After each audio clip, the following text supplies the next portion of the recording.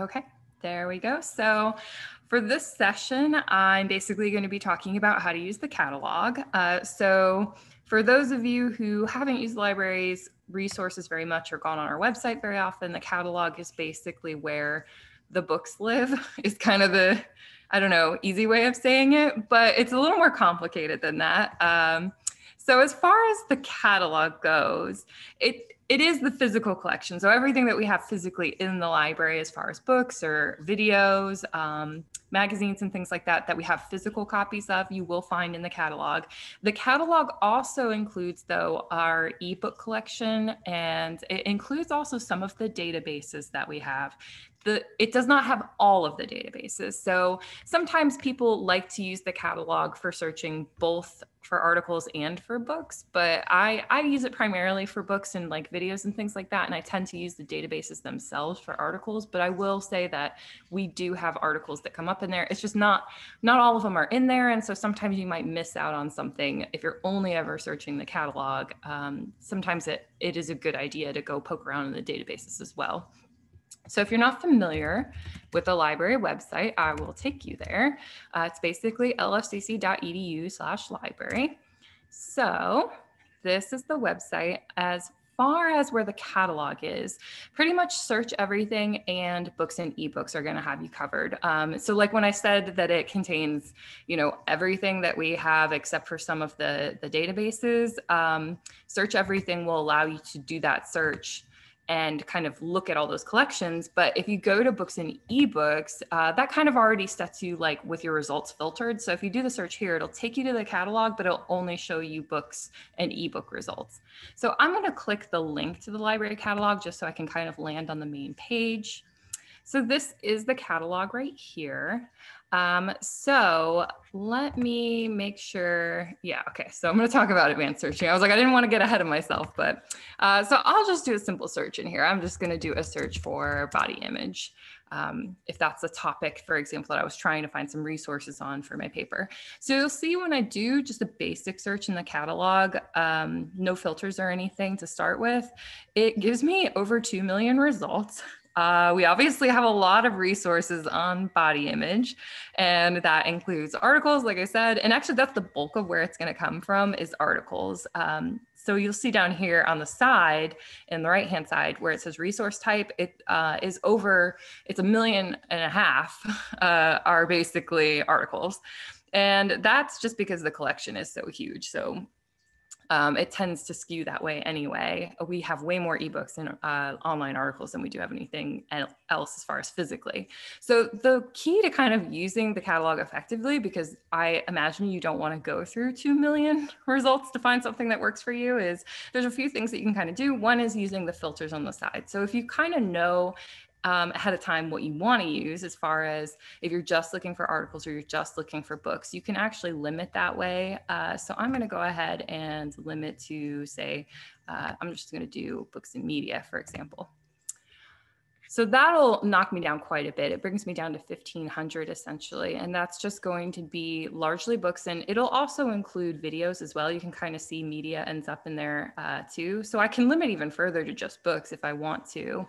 You'll also notice here on the side, it'll tell you what's actually on the shelf and what's online. So you can see again, the majority of what's coming up is actually from our online collection. So that would be the ebook collection. And you can limit it to just on the shelf if you prefer. But I will say, again, our ebook collection is huge, so it kind of is helpful to include those results. And plus, with everything being virtual, it's a little bit easier to get to an ebook than it might be to get to the campus and actually pick something up. So like I mentioned, using the filters is really helpful. Another thing that you should know is there are also filters for, let me see if I can scroll down. I'm trying to find my scroll bar. There it is. I was like, where's my scroll bar for the actual filters? Let's see. So you can actually limit even further by like publication date, for example. If you wanted to get results that are a little more recent than 1970, let me see if I can maybe like, let's do 2010. And I'm going to apply that filter. Then let me see. Oh, I got a couple people in the waiting room. Let me let them in really quickly. There we go. Okay, so after I apply the filter for years, you can see that the number goes down a little bit more. It's still pretty high though. So one other thing that I always like to point out to people is the advanced search. If I click that, there is options here to actually kind of pre-limit your search results. So right now I'm searching any field in the catalog, but one thing that you might want to be aware of is sometimes to get results that are like specific to the topic that you're looking on, it helps to go into a book that is on the topic and to check and see what the subject is showing up as. So you can see body image is actually showing up as the specific subject of the book itself. So knowing that, I can actually go back and do a subject search for body image. So it's only going to search that one field, the subject field. I'm also going to go ahead and limit it to just books so that it will keep it a little bit lower result number than like 1 million. And when I do the search now, you can see I found 717 results that are books only that have body image as the topic. And the thing is, I can limit it a little bit further here, again, because of the date. So, because it goes back really far to like 1973. So let me go ahead and apply that filter. Okay, so now it's going to be the last 10 years. So that's 407 books, which is still a little bit high. You can always do like a search and add additional keywords in. So if you were kind of wanting to focus specifically on women, for example, I could do the search again, and that would limit it even further. Or if you're happy with 400 results and you don't mind paging through that many, that's fine too. You can see adding women in limited it a little bit more, so that does help. So the filters are really important as far as like the number of results that you're getting to help limit to a little bit something more manageable. As far as getting physical items and requesting them, anything that has a location like this, and sometimes you'll have books that there might be multiple versions of. We might have an ebook version and a physical version, so you might want to click to see both versions. But anything that says available at, and then it has like the campus, that's going to be something that we have physically that you can request. So to get a physical item placed on hold for you, all you have to do is go down to the request section, say sign in, log in with your LFCC username and password. All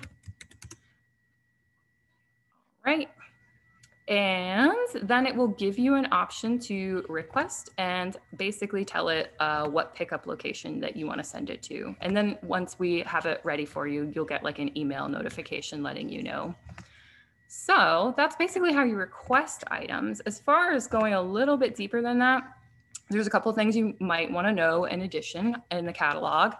Virtual browse is kind of handy because once you do find a book that is on your topic and it's one that we have on the shelf, you can actually go open the book record. And if I scroll down to the bottom, you will see where the virtual browse option is. So this is really handy because it's kind of showing you like what is on the shelf really like in that same area, that same subject area, without actually having to go physically into the library to look at it.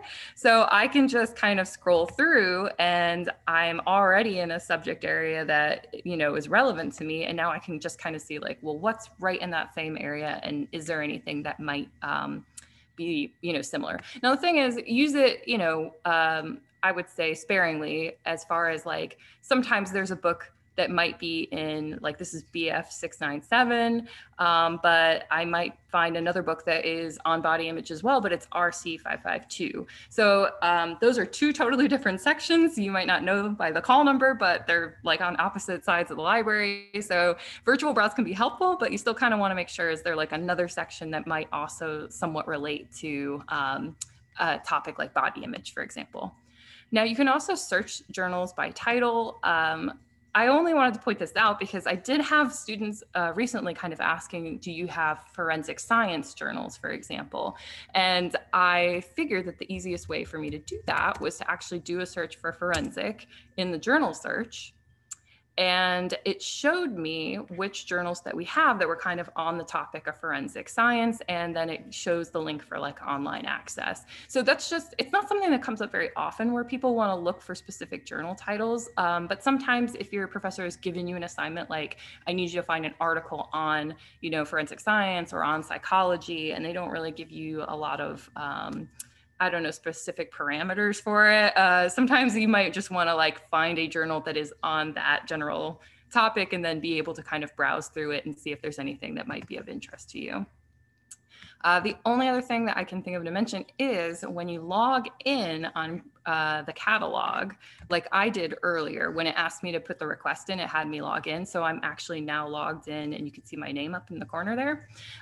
Doing that can be really helpful because if I do a search like body image, for example, again, I can actually save that search. So if I wanted to come back to it in the future and kind of see what the results were, I can do a save query and that will like save it in my history. I can also pin any books or articles that are of interest to me. So I can say like add this item and it will hold it for me. And then your favorites are right up here. So it will show you like everything that you've pinned. You also can go into the catalog and actually look at your library account. So if you wanted to like look at your loans, for example, and you want to go ahead and renew something or see what stuff you have on hold that maybe you haven't gone and picked up yet, all of that information will be right there under your library account. In addition to that, I feel like there was one more thing that I wanted to tell you guys. I'm trying to think what it was. I feel like it was in the book itself. I'm going to pop it open. Oh, yeah. One of the other things that you might want to know is if you want to ever like have a link to kind of send you right back to that specific book, you can use the permalink option. That link right there will send you directly to this book record. Or you can also pull the citation. It only has APA, Chicago, and MLA. And I always caution people, if you pull the citation from the databases or from the catalog, it will probably be accurate, but it does not hurt to check because I can't guarantee that it will always pull the information exactly the way that it should. For example, on this one, you can see the author's name is Lori S. Shearer, and it only included her last name, and I'm not sure why it didn't pull her first name in. So that is something that you would want to fix for MLA because you do need the first name. But generally, it gives you what you need as far as like publication date, the publisher. It usually kind of structures it correctly as far as the order of things. So if you're not very good at citations, or you're kind of rusty at them, I know that I kind of forget how to do them after it's been a while. It can be helpful to at least get the basics of it and then just double check it when you're looking at like the MLA manual or something like that. So that is pretty much the basics of the catalog. That's how you can request things. That's how you can find stuff when you're in there. I'll talk more in a workshop next week about searching effectively with like using the right keywords. So if that's kind of more something that you want to learn more about as far as how to do that well, I can tell you more about that. But yeah, that using the advanced search, using the filters, those are all ways to kind of like use the catalog a little bit better. So